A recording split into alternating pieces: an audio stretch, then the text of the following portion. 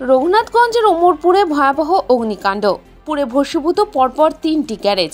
ঘটনা রঘুনাথগঞ্জ থানার অন্তর্গত ওমরপুর 34 নম্বর জাতীয় সড়কে পাওয়ার হাউসের পাশে।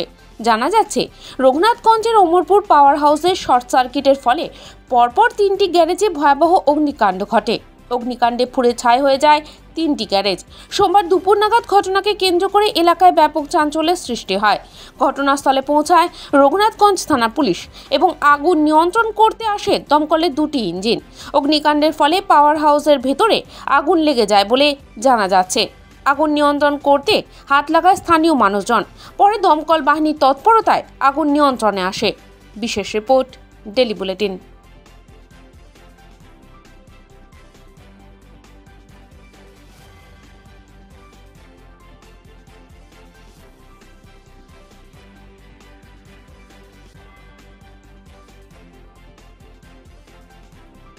এইখানে এই যে কারেন্টের দুর্ঘটনা, এই যে আপনার আছে পাওয়ার হাউস আছে, পাওয়ার হাউসের পেছনে ওই ফায়ারিং হয়েছে, ফায়ারিং থেকে আগুন ধরে নিয়েছে।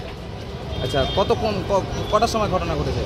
ঘটনাটা আমি ফোনে শুনতে পাই। আমি আজকে আমাদের গ্যারেজ ডিপার্টমেন্ট ছুটি থাকে সোমবার, আমি বাড়িতে ছিলাম।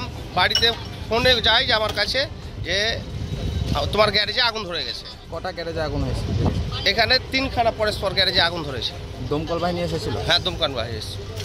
পুলিশ এসেছিল? পুলিশ এসেছিল, প্রশাসন। দমকল মানে আগুন লাগার কতক্ষণ পরে দমকল বাহিনী? এটা আমি যখন আসি তখন দমকল বাহিনী অলরেডি নিভানো হতে আসছে। মানে আমিও একটু অনেক 8-9 কিলোমিটার দূর থেকে আসি। কোথায় বাড়ি আপনার? আমার বাড়ি ছোটকালিয়া। এখন কটি গ্যারেজ পুড়েছে? 3টা গ্যারেজ পুড়েছে। তার মধ্যে আপনার কটা গ্যারেজ? আমার একটা গ্যারেজ। আপনার নাম? আমার নাম রায়হান শেখ। কিসের গ্যারেজ ছিল আপনার? আপনার ইঞ্জিনের গ্যারেজ ছিল এটা।